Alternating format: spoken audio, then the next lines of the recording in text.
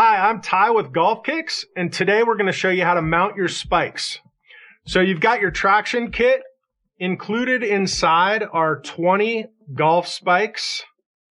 You've got shoe goo, which we'll put on the threads. I'll show you that. A drill bit in case you have a power drill. A Sharpie for mapping out your traction, and a hand tool. So the biggest factor in you having success with this product is the shoes you choose. So we really like flat rubber soles.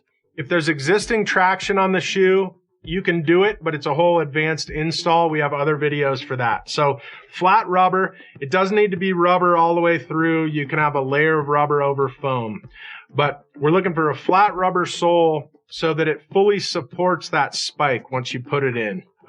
So what we do to map out, you're going to use 8 spikes on an adult shoe. First thing we do is map out the traction.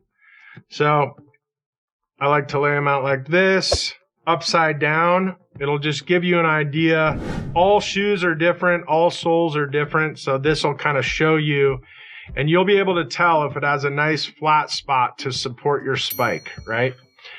Then I take them off one at a time. Use the included Sharpie to mark your spot.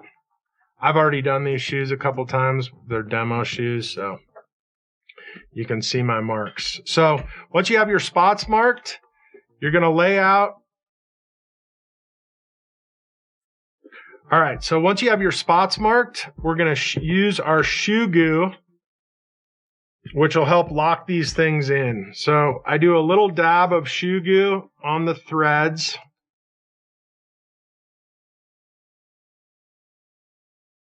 Little dab like that of shoe goo on the threads. And I'm going to put my hand inside the shoe for a little back pressure.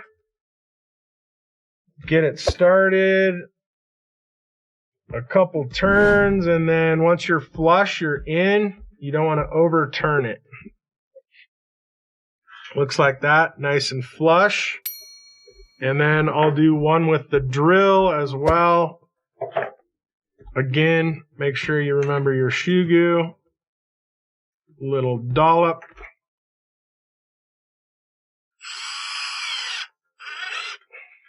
Nice and flush. So there's one by hand, one by drill. You'll end up with your new pair of golf kicks mounted up. Make sure they're all flush. Let that shoe goo dry out overnight, and you're good to go. Some of the questions we get, can you take them off and put them back on every time? They're really designed to be permanent.